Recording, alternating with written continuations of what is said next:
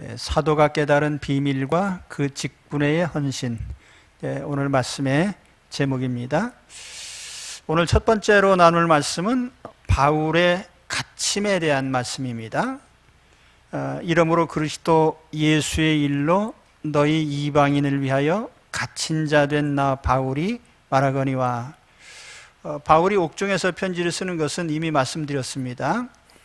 3장 초반에서 다시 한번 자신이 이 옥중에서 편지를 쓰고 있다는 점을 말씀하고 있습니다. 바울이 죄수가 된 것, 여기서는 그 죄수가 된 동기에 대해서 다시 한번 말하려고 하는 것입니다. 바울이 죄수가 된 것은 예수님 때문이에요.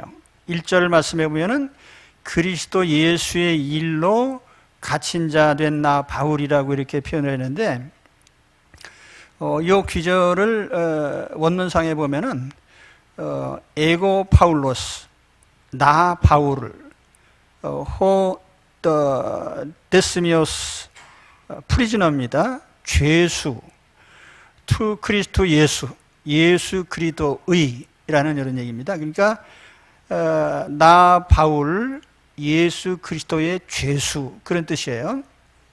여기서 이제 강조된 것은 예수 그리스도의 죄수라고 하는 이 표현입니다. The prisoner of Christ Jesus인데요. 그런데 이 구절을 번역하면서 대부분의 영문 성경은 이 of라는 전치사를 썼어요. of, 소유격을 쓴 것이죠. 예수의 죄수. 그런데 일부 영문 성경에는 for라는 전치사를 썼어요. I, Paul, am prisoner for Christ Jesus. 이 for라는 말 쓴 것은 그리스도를 위한 죄수라는 뜻인데, 이게 of나 for나 뭐 딱 그게 그거 아닌가 하는데 다릅니다. 의미가 약간. 이게 소유격을 쓰게 되면은 예수님이 죄수로 만든 주체가 되는 것이고, for Christ라고 하면은 이거는 죄수로 만든 주체가 로마 정부가 되는 거예요. 네, 그러니까 큰 틀에서 보면은 뭐 같아요. 왜냐하면은 예수님이 허락지 않으면은 죄수가 될 리가 없기 때문에, 뭐 로마 정부가 가뒀다 해도 어쨌든 바울이 죄수가 되게 허락하신 분이 예수님이시니까. 그런데 바울은 오히려 여기 예수님의 죄수라고 하는 여기에 더 이렇게 의미를 둔 것 같습니다. 왜냐하면 본문 자체도 다 소유격으로 되어 있어요. 예수의 죄수라고 하는 게 맞습니다. 다시 말하면은 바울이 지금 로마의 죄수가 된 것이 예수님에 의해서 그렇게 됐다는 거죠. 바울이 죄수가 된 배경은 사도행전 21장에 상세히 기록되어 있습니다. 3차 전도 여행을 마치고 예루살렘에 돌아왔을 때 저 아시아에서 온 바울을 극렬하게 반대하던 유대인들이 예루살렘에 바울이 나타난 걸 보고 흥분해가지고 바울을 고발했어요. 저 바울이란 자가 예루살렘 성전에 이방인을 끌고 들어갔다. 저 바울은 유대인의 율법을 파괴하고 성전을 모독하는 자다 하면서 선동을 하니까 막 사람들이 흥분해가지고 바울을 붙잡았어요. 왜냐하면 제가 전에도 몇 번 말씀드렸지만은 예루살렘 성전에 이방인이 출입한다는 것은 상상할 수도 없는 일이고, 만일 이방인이 그 금지구역에 한 발짝이라도 들어가면 그건 사형을 시킬 정도의 굉장한 엄격한 것이었는데, 바울이 이방인을 데리고 들어갔다고 하니까 사람들이 막 흥분한 거죠. 근데 사실은 바울은 그때 이방인을 데리고 들어간 적도 없고, 단지 그저 바울이 이방인하고 거리에 다니는 모습을 본 거예요. 근데 어쨌든 이 흥분한 군중들이 예수님을 붙잡아서 바울을 붙잡아서 그 자리에서 즉결 심판을 하려고 한 거예요. 이 소식을 들은 로마의 천부장이 군대를 데리고 와가지고 군중 속에서 바울을 잡아냈습니다. 그래서 죄수라고 하니까 쇠사슬로 묶어가지고 로마 평양으로 끌고 갔죠. 그렇게 해서 예루살렘에서 다시 이제 가이사라라고 하는 곳으로 이송을 합니다. 그 가이사라에서 바울은 2년 동안 옥중 생활을 했어요. 물론 몇 차례 신문을 했지만은 바울이 무슨 폭동을 일으키거나 로마 정부가 우려하는 그런 범죄적인 행위를 한 게 없어요. 그러니까 얼마 안 있으면 아마 풀어줬을지도 모릅니다. 그런데 바울이 나 황제에게 상소하겠다. 로마 시민권자이기 때문에 황제에게 상소하면은 반드시 로마로 가야 돼요. 그러니까 그런 바울의 상소에 의해서 지금 로마로 간 거거든요. 근데 문제는 바울이 나는 예수님의 죄수라고 생각한, 나를 가둔 분이 예수님이다 라고 생각한 그것입니다. 그게 굉장히 중요한 거예요. 사실은 그 전에 바울이 3차 전도여행 끝나고 돌아오는 길에 어떤 예언자가 나타나서 바울에게 예언을 했어요. 당신이 예루살렘에 가면 붙잡혀서 혹시 죽을지도 모릅니다. 그래서 동료들이 만류를 했는데 그때 바울이 나 말리지 마라. 나는 붙잡혀서 죽는 것도 다 각오했다. 그러면서 예루살렘에 왔거든요. 그리고 붙잡혀서 가이사라에 2년 동안 옥중살이했고 또 로마로 압송 당했죠. 자, 이런 배경을 놓고 바울은 예수님이 내가 죄수로서 어떤 역할을 하기를 원하신다고 생각한 거죠. 일찍이 바울이 빌립보 감옥에서 갇혀 있을 때 그때에도 바울이 죄 없이 붙잡혔지만은 그 바람에 간수장과 그 가족을 다 구원했거든요. 그래서 바울은 내가 이제 로마에도 가겠다.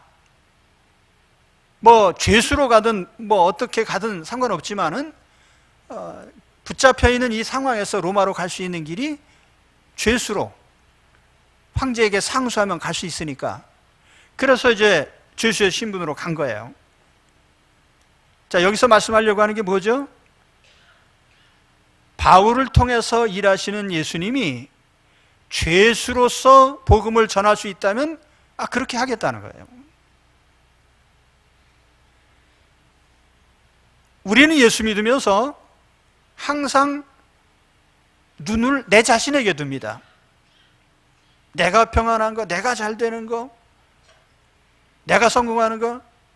근데 바울은 관점이 달라요. 나를 통해서 예수님이 무슨 일을 하시는가. 그러다 보니까 내가 지금 로마에 갇혀 있는 이 자체도 예수님이 허락하시고 원하신 것이다. 그래서 여기 나는 예수의 죄수라고 하는, 예수에 의해서 갇힌 자라고 하는 이 표현을 쓴 겁니다. 오늘 여러분, 예수님이 나를 통해서 예수님의 일을 하신다면 기꺼이 갇힐 수 있기를 바랍니다. 3분의 1만 아멘 하셨네요. 사실 우리가 예수님 믿으면서 바라는 게 편안한 거 아니에요. 내가 죄수가 돼가지고 아무리 복음이 전파된다 한들 죄수 되기 바라는 사람 어디 있겠어요? 그런데 바울은 죄수로서 주의 일이 된다면 기꺼이 하겠다는 거죠. 그래서 나는 예수님의 죄수다, 이렇게 이제 표현한 거예요. 자, 두 번째 말씀은 바울을 통해서 이루신 하나님의 경륜입니다.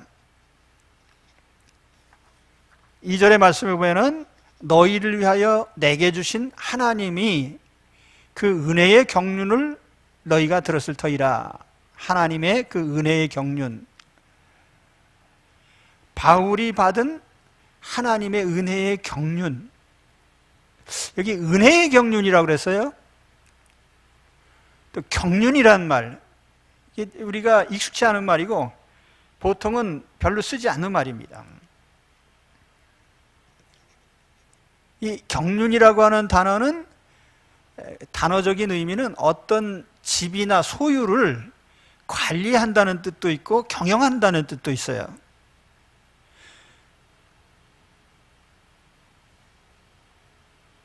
근데 여기서 말씀한 하나님의 경륜이라고 하면 하나님께서 하나님의 지부를 관리하고 경영하신다는 그런 의미겠죠. 그럼 하나님이 어떤 계획을 세우셔서 일을 진행하신다고 하는 그런 의미입니다.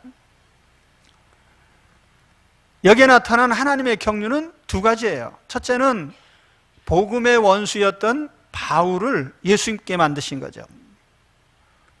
또 한 가지는 그 바울을 통해서 이방인 에베소 교인들을 예수 믿게 만든 거예요. 이게 하나님의 경륜이란 말이에요. 하나님의 경영이고 하나님의 계획이죠. 근데 여기서 강조된 건 은혜의 경륜이에요. 그런 일이, 다시 말하면 바울이 예수 그리스도를 믿고 에베소 교인들이 복음을 전해 듣고 예수 믿게 된 이런 일련의 일들이 하나님 은혜로 됐다는 거예요. 뭐 사람들이 전혀 원하지 않은 거예요. 세상에 예수 믿겠다고 스스로 달려오는 사람 어디 있어요? 아무도 없죠. 다 하나님 은혜로 된 거예요. 여러분, 오늘 우리 이 자리에 예수 그리스도를 믿고 여기에 앉아 계신 것은 다 하나님의 은혜 때문입니다. 하나님이 부르신 결과예요.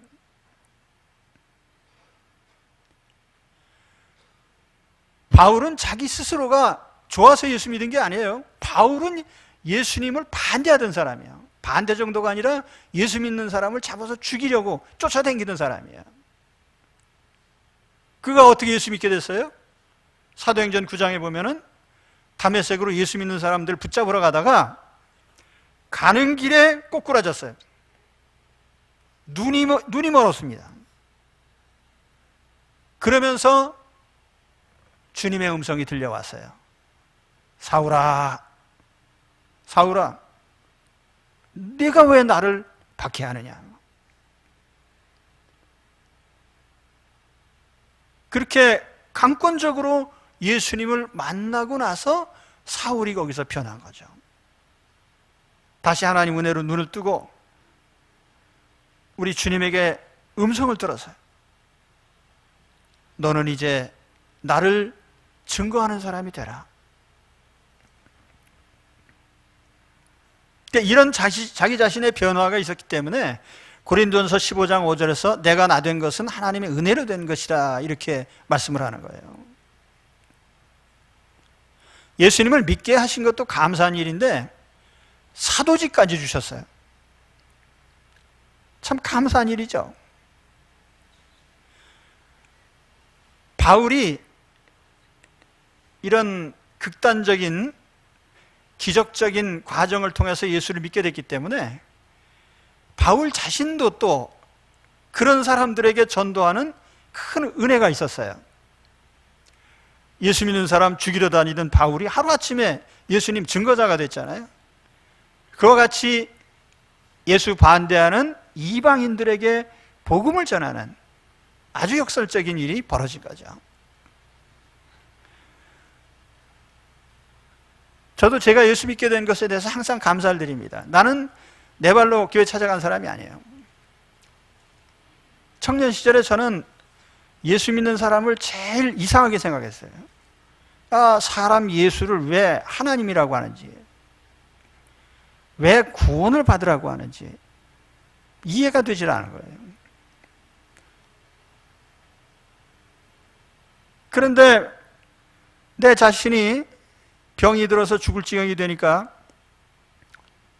그때는 내 생각이나 모든 것이 다 그저 포기가 되는 거죠. 야, 내가 뭐냐? 나 아무것도 아니다. 그럴 때에 복음을 전해주신 분이 저에게 다가왔어요. 난 그때 아무 토도 달지 않았어요. 교회 갑시다. 네, 가겠습니다. 예수님 믿으세요? 네, 제가 믿겠습니다. 예전에 여의도 광장에서 빌리그레 목사님 오셔가지고 전도 집회할 때가 있었는데 교회를 얼마간 나가던 때인데 저를 전도하신 분이 내가 예수를 영접했는지 안 했는지 확신을 못 가지신 거예요. 그래서 그 빌리그람 목사님께서 그 자리에서 예수님을 영접하시는 분은 자리에서 일어나세요. 그러니까 저를 전도하신 분이 제 옆구리 찔리면서 일어나라고. 근데 그때 사실은 제가 일어날 마음이 있었거든요. 그래서 이제 영접하고 예수를 믿게 되는데, 저는 지금도 제가 원해서가 아니라 하나님이 강권적으로 나를 믿게 하신 그 은혜에 대해서 항상 감사드립니다. 참 하나님께서는 어떤 때에는 이렇게 강권적으로 전도를 하시는데 정말 극렬하게 반대하는 사람, 여러분 가족 중에 예수 믿는 거 반대하는 분 있으실 거예요. 교회 가는 거 반대하고 예수 믿는 거 반대하고. 그렇다고 해서 낙심하거나 또 절망하지 마세요. 어떻게 보면은 극렬하게 반대하는 사람도 하나님이 한순간에 꺾어 놓으실 수가 있어요.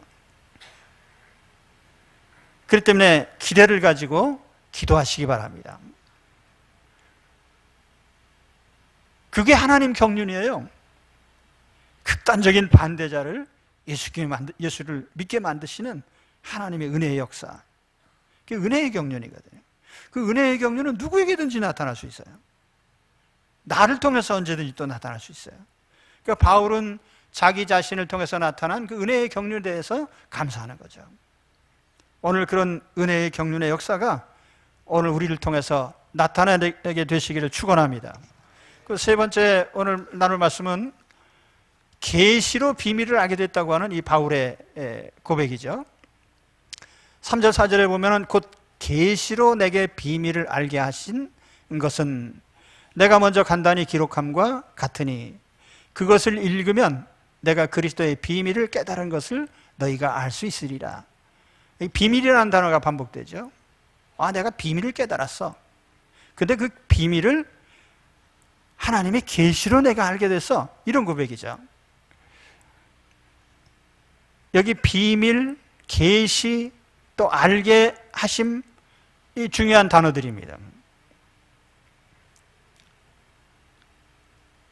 우선 첫째 단어가 비밀이라는 단어인데, 무스테리온, 영어의 미스테리라는 단어가 이제 이 무스테리온이라는 이 단어에서 온 겁니다. 비밀.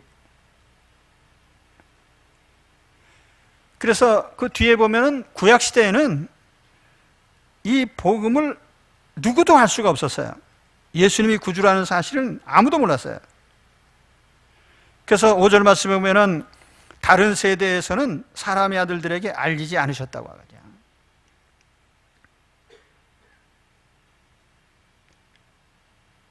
우리는 지금 아무 망설임 없이 예수님은 나의 구주시요 나의 하나님이시라고 고백을 합니다. 그건 우리가 다 알기 때문이에요. 근데 구약 시대에는 이런 사실이 다 감춰져 있었어요. 물론 성경에 보면은 여러 가지 역사적 사건들이 있습니다. 그리고 선지자들의 예언이 있습니다. 그 역사적인 사건과 예언들이 무엇을 의미하는지에 대해서는 잘 몰랐어요. 가장 극단적인 예가 예수님을 세상에 소개하러 왔던 세례 요한. 구약 시대로 보면 마지막 선지자예요. 예수님 소개하러 온 그 세례 요한이 감옥에서 예수님께 마지막 던진 질문이 뭐냐면 우리가 당신을 믿어야 됩니까? 또 다른 분이 오실 겁니까? 이런 질문을 했거든요.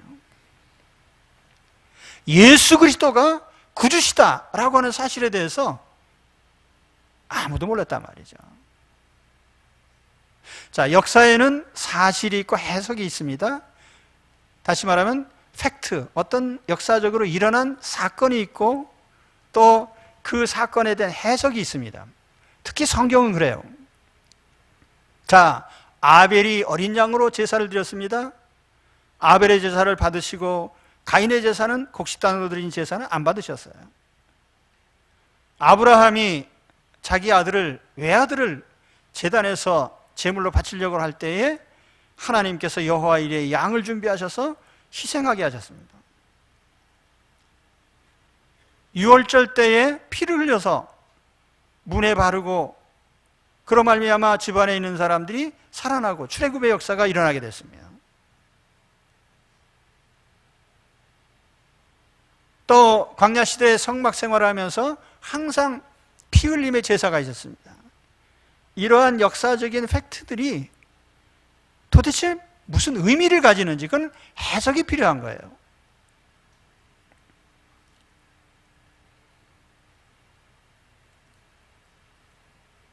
그래서 역사에는 일어난 사건이 있고 사건에 대한 사건을 바라보는 의미를 찾는 해석이 있는 겁니다.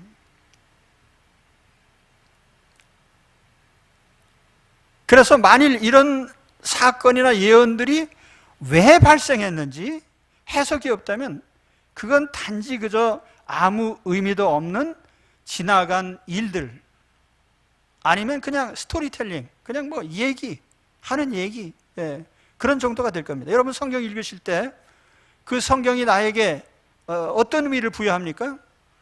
이런 일이 있었네.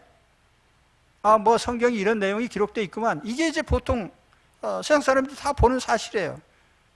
일어난 사건들. 선지자가 이런 말을 했네? 그렇죠. 하나님은 그냥 팩트들입니다.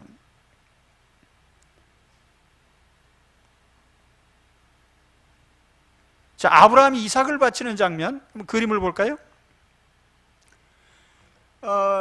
아브라함이 자기 아들을 바치는 장면인데, 저 제단 모리아산 위에 자기 아들을 묶어서 얹어놓고 칼을 들었을 때에 하나님께서 저 덤불 속에 양 한 마리를 주시면서 제물을 준비해 주셨어요. 그래서 여호와 이레라고 했다더라. 이 사건이 의미하는 바가 뭐죠?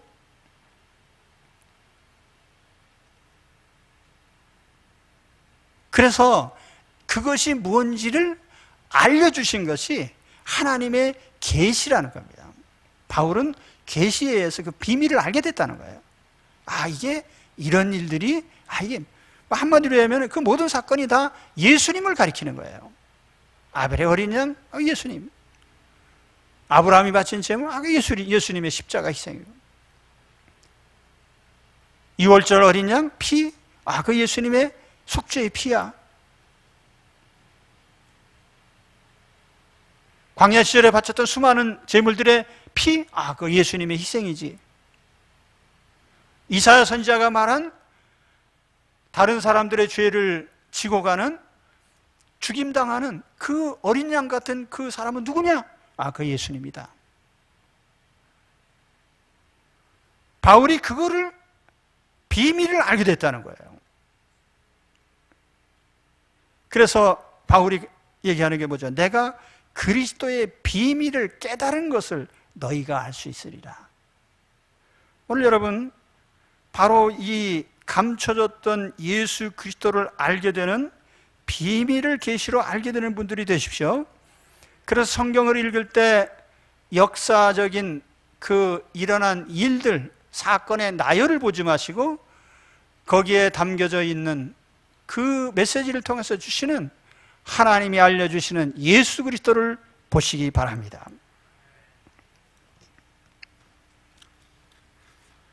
저는 예수님 영접하고 3개월쯤 지났을 때 수원에 있는 칠보산 기도원이라는 데가 있었는데, 거기 가서 기도굴에 들어가서 사흘 동안 금식하면서 신약 성경을 일독을 했습니다. 정독을 했어요.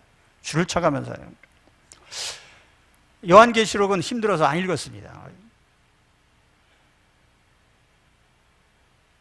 그때 제가 예수 믿게 된 동기가 병 낫기를 위해서요. 그러다 보니까 성경 읽을 때 제일 감동받는 것이 병 고친 장면이에요. 예수께서 말씀하시니 일어나 걷더라. 할렐루야. 뭐 예수님이 내 믿음대로 될지어다 그러면 또 할렐루야. 병 고친 장면에 밑줄을 치면서 읽다가 요한복음을 읽게 되는데, 요한복음을 읽다 보니까 분위기가 달라요. 예수님이 정말 주시려고 하신 가장 소중한 게 뭘까?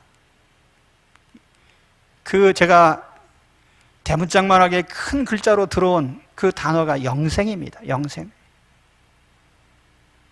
하나님이 세상을 이처럼 사랑하사 독생자를 주셨으니 이는 저를 믿는 자마다 멸망치 않고 영생을 얻게 하려 하심이라. 영생을 얻게 하려 하심이라. 영생에다가 동그라미를 치고 읽어보니까 요한복음에서 예수님 제일 보여주시려고 한 게 뭐예요? 생명, 영생, 영혼의 빛. 그렇습니다. 하나님이 제게 계시의 영을 주셔서요, 성경을 깨닫게 하신 거예요.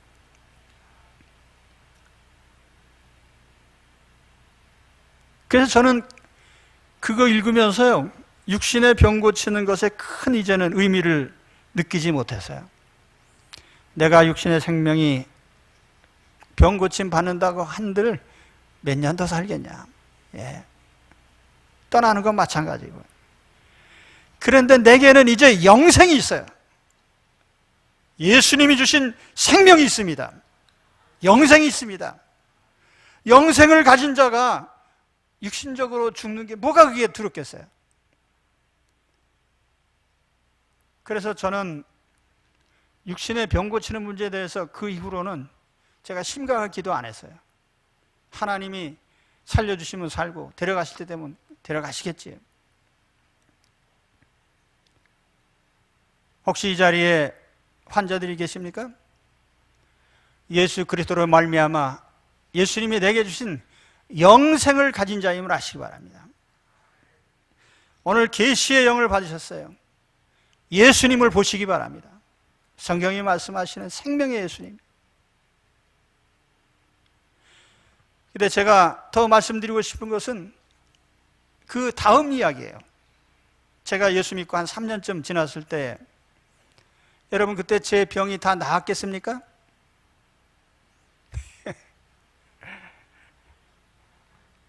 나았을까요? 그대로 있을까요?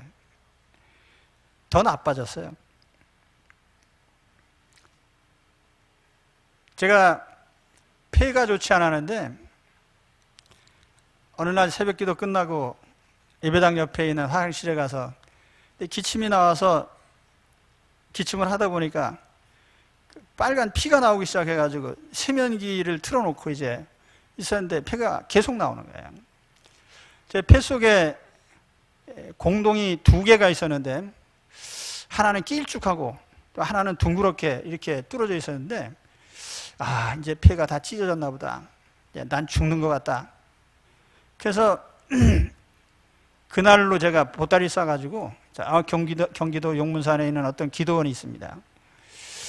가서 한 3주 동안 이제 찬 방에서 이제 기도하면서 기도를 했는데, 그때는 제가 구약 성경을 또 정독을 했어요. 근데 저는 신학 공부도 한 적이 없고 무슨 누구한테 성경 공부를 한 적도 없는데 성경 읽어가면서 아까 그 말씀드린 거예요. 아벨의 어린 양, 예수님 모습, 그리고 아브라함에게 하나님이 여호와 이레 주신 그 어린 양, 속죄의 제물, 예수님의 모습, 유월절 어린 양, 그 피로 말미암아 모든 이스라엘 사람이 살아나게 된 그 어린 양의 피, 모세가 광야에서 드렸던 수많은 제물들, 그 예수님의 보혈, 누가 가르쳐주지 않았는데요, 다 성경 속에서 예수님이 보이는 거예요. 할렐루야. 여러분, 성경 속에서 예수님을 찾아내셔야 돼요. 저는 그 그림을 여러분께 보여드리고 싶습니다. 예수님, 십자가에 달리신 예수님. 예, 그림 볼까요? 십자가에 달리신 예수님의 모습이 복음서에만 있는 게 아니라 성경 전체에 있는 거예요. 이사야 53장, 모든 성경에 예수님이 보여요. 바울이 비밀을 깨달은 자가 됐다고 하는, 여러분 성경 속에 예수 그리스도를 보시기 바랍니다.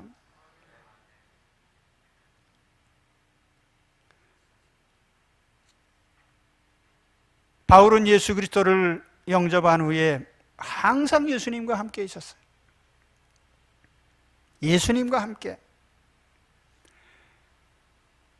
5절 6절 말씀해 보시면, 이제 그의 거룩한 사도들과 선지자들에게 성령으로 나타내신 것 같이 다른 세대에서는 사람의 아들들에게 알리지 아니하셨으니, 구약시대에 예수님은 감춰져 있었어요.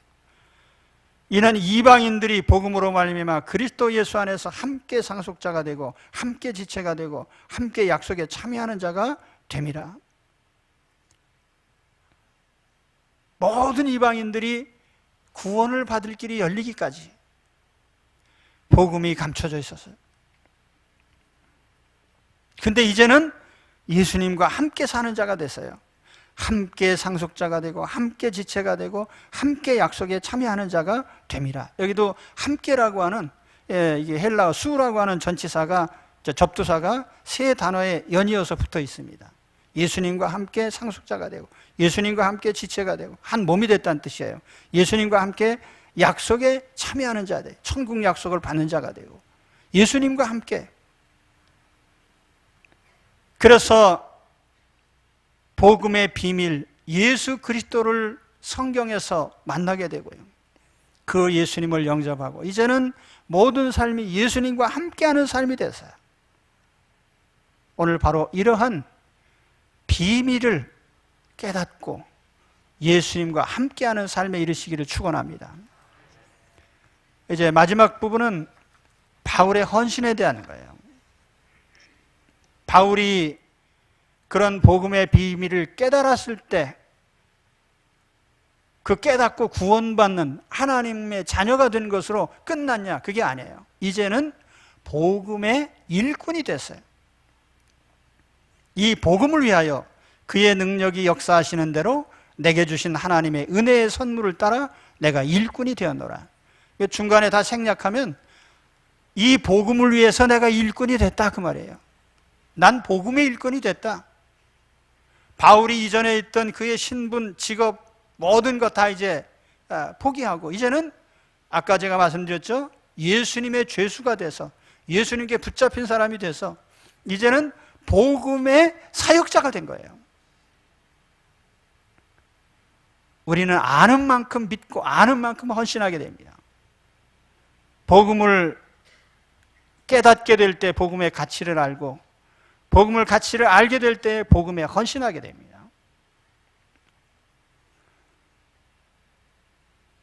바울은 자기가 그렇게 주의 일을 하게 된 것이 하나님 은혜의 선물이라고 그래요. 우리가 예수 믿게 된 것도 하나님 선물이지만 주의 일을 하게 된 것도 하나님 선물이에요. 저도 두 가지 선물 받은 거 항상 감사하고 있습니다. 내가 예수 그리스도를 영접해서 하나님 자녀가 된 것에 대한 감사예요. 또 하나는 내가 예수님의 복음을 전하는 복음의 사역자가 된 것에 대해 감사합니다.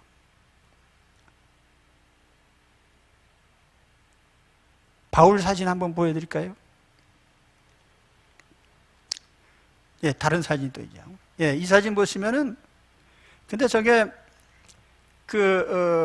그리스나 또 이탈리아나 이런 데 이렇게 가면은 예배당 안에 성화가 그려져 있는데 바울의 그림이 대체적으로 저래요. 전 그리스에서 찍은 것 같은데요. 예. 사도 바울이라고 써 있죠. 얼굴이 삐죽하고 약간 좀 강직해 보이죠. 아마 그런 것을 표현한 것 같아요. 근데 바울은 자기 자신을 아주 작은 자라고 아주 극도로 낮춥니다. 오늘 말씀에도 보면은 모든 성도 중에 지극히 작은 자보다 더 작은 나, 이렇게 표현했거든요. 저도 이 바울이라는 이름 좋아합니다. 작은 자라는 뜻이에요. 근데 모든 신자 중에 제일 작은 나라는 거예요. 저도 항상 그렇게 생각해요. 왜냐하면 아무리 내가 비교해봐도 나만 못한 사람 아무도 없는 것 같아요. 다 나보다 훌륭하셔요. 여기 계신 여러분 저보다 다 훌륭하십니다. 모든 믿음이나 신앙생활이 다 훌륭하셔요.